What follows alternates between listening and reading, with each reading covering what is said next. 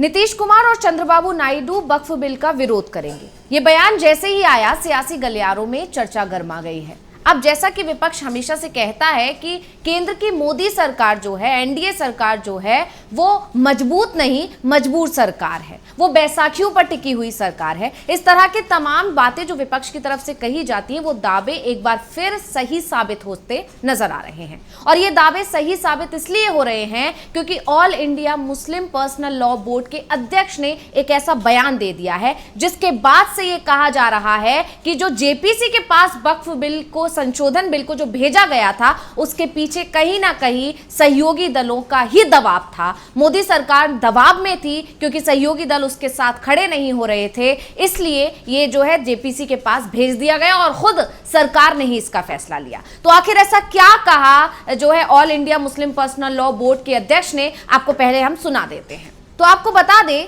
कि खालिद सैफुल्ला रहमानी जो कि AIMPLB के अध्यक्ष हैं, उन्होंने कहा कि हमने चंद्रबाबू नायडू से भी मुलाकात की, जिन्होंने हमें यह आश्वासन दिया है कि वो इस बिल का विरोध करेंगे। हमने इससे पहले नीतीश कुमार से मुलाकात की थी और उन्होंने भी हमें यही आश्वासन दिया था कि वो भी इस बिल का विरोध करेंगे। अब इस बयान के बाद से चर्चा गर्मा गई है कि क्या यही वजह थी जो अचानक से मोदी सरकार को जो है इस बिल को संसद में जब वो वहां पर पेश किया जा रहा था, उस दौरान अचानक से जेपीसी को भेजना पड़ा। इस पर चर्चा चली, जो आपको याद होगा कि संसद में वक्फ बिल पर चर्चा चल ही रही थी, विपक्ष जमकर इसका विरोध कर रहा था, लेकिन अचानक से जो है इसको एक खबर आती है कि जो किरण रिजिजू हैं वो इसको जेपीसी के पास भेजने का प्रस्ताव रख देते हैं, जबकि विपक्ष लगातार जेपीसी के सामने इसको रखने की मांग कर रहा था, लेकिन जो है मोदी सरकार मान नहीं रही थी, ऐसा कहा जा रहा है। विपक्ष ऐसा जो है आरोप लगा रहा है, विपक्ष लगातार विरोध कर रहा था। लेकिन इसी के बीच जब किरण रिजिजू इसके बारे में बात कर रहे थे, जब इसके बारे में समझा रहे थे, बता रहे थे, तभी एकदम से जो कहा जा रहा है, एकदम से उनके पास एक पर्ची आती है और उस पर्ची में जो लिखा था उसके बाद उसे पढ़कर किरण रिजिजू कहते हैं कि हम इसको जेपीसी जो वक्फ बिल संशोधन जो नियम जो लाना चाहते हैं, जो संशोधन करना चाहते हैं, उसे पहले जेपीसी के पास भेजना चाहते हैं, जिस पर वहां पर फिर जेपीसी का गठन होगा, जेपीसी में ये बिल रखा जाएगा, उस पर चर्चा होगी और उस चर्चा के बाद ही ये तय होगा कि इसमें संशोधन होना चाहिए या नहीं होना चाहिए। तो उस वक्त जब किरण रिजिजू ने अचानक से ये बयान दिया था, तब भी ऐसा कहा जा रहा था कि कहीं ना कहीं मोदी सरकार जो ये दिखाने की कोशिश कर रही है कि उसके सहयोगी भी उसके साथ खड़े हैं, वो मजबूती से सरकार चला रहे हैं, एनडीए में सब कुछ ठीक है, इस तरह की चीजें कहीं ना कहीं अंदर खाने कुछ और ही हैं। ये सिर्फ ऊपरी दिखावा है कि सब कुछ ठीक चल रहा है, अंदर खाने इन लोगों के बीच नहीं बन रही है। और जो मोदी सरकार है वो इस बार कहीं ना कहीं अपने सहयोगियों के दबाव में काम कर रही है। सहयोगी विरोध कर रहे थे कि उसी का नतीजा रहा कि मोदी सरकार को जेपीसी के पास इस बिल को भेजना पड़ गया। और अब जब all India Muslim personal law board के अध्यक्ष का भी ऐसा बयान आ गया, उससे तो इन तमाम अटकलों पर, इन तमाम कयासों पर जैसे मोहर लग गई। उन्होंने साफ साफ कहा है कि नीतीश कुमार और चंद्रबाबू नायडू दोनों, यानी कि टीडीपी और जेडीयू की तरफ से उन्हें यह आश्वासन दे दिया गया है कि जब भी इस बिल पर चर्चा होगी वो इसका विरोध ही करेंगे। अभी जेपीसी जो समिति की पहली बैठक हुई है, उसमें भी इस तरह की चीजें जो निकल कर आई हैं, उसमें भी ये देखने को मिला है कि कहीं ना कहीं सहयोगी दल भी इस बिल में जो संशोधन लाने की बात कर रही है, मोदी सरकार जो संशोधन करना चाहती है, उस पर संतुष्ट नहीं है, उससे खुश नहीं है। उनका बार बार ये कहना है कि ये बहुत ही संवेदनशील मुद्दा है। और इससे पहले भी जेडीयू लगातार ये कहता रहा है, जब वो सहयोगी नहीं भी था तब भी वो लगातार इस पर यही कहता रहा था कि ये बहुत ही जो है संवेदनशील मुद्दा है, इसको ऐसे बदलाव नहीं किया जा सकता, इस पर पूरी तरह चर्चा होनी चाहिए। चर्चा में अगर ऐसा लगेगा कि जो सरकार कह रही है वो ठीक है, ये संशोधन हो जाना चाहिए, सभी के हित की बात उसमें होगी, इसमें सिर्फ एक जो है समुदाय को टारगेट नहीं किया जा रहा होगा, तमाम चीजें देखकर ही अगर लगेगा तब इस पर आगे तब भी विचार किया जाएगा। संशोधन के लिए तब भी हामी नहीं भरी थी। मतलब लगातार जो जितने भी सहयोगी दल हैं वो इससे जो है दूरी ही बनाते नजर आ रहे हैं, बार बार इसके एक तरह से खुलकर विरोध नहीं कर रहे हैं, लेकिन एक तरह से वो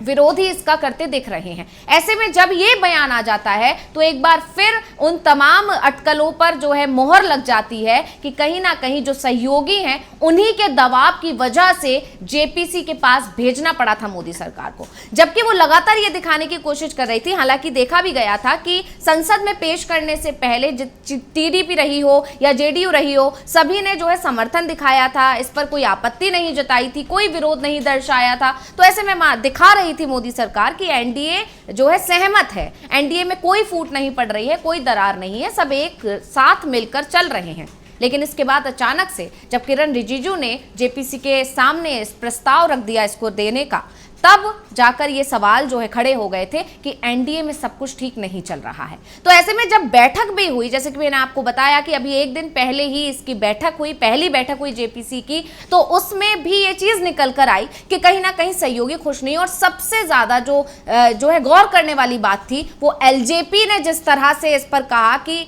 सबको देखकर चलना चाहिए, उस वजह से ये बातें और कही जा रही है कि सिर्फ टीडीपी ही और जेडीयू ही नहीं बल्कि एलजेपी भी मोदी सरकार के साथ इस मामले पर खड़ा हुआ नजर नहीं आ रहा है। तो आपको बता दें कि बैठक जब हुई तो उसमें क्या कुछ हुआ। आपको बता दें कि 22 अगस्त को जेपीसी की पहली बैठक हुई। ये बैठक करीब 6 घंटे तक चली। बैठक में विपक्षी सांसदों और बीजेपी सांसदों के बीच तीखी बहस देखने को मिली, जो स्वाभाविक है। तीखी बहस होना तो बनता ही है क्योंकि पहले भी लगातार विपक्ष विरोध कर रहा है इसका, और ऐसे में अब भी वो विरोध ही जताएगा। लेकिन सबसे ज्यादा खास बात जो रही वो ये थी कि टीडीपी और एलजेपी, जो दोनों ही बीजेपी के सहयोगी हैं, उन्होंने भी सरकार से मुस्लिम समुदाय की चिंताओं को दूर करने के लिए कहा है। भाजपा के इन सहयोगियों ने भी बीच का रास्ता चुना। ये सोचने वाली बात है, ये यहां गौर करने वाली बात है। जेडीयू मुस्लिम समुदाय की चिंताओं को सामने रखेगी और बैठक के दौरान विपक्ष का मुख्य जवाब अनुच्छेद 26 पर ही आधारित था।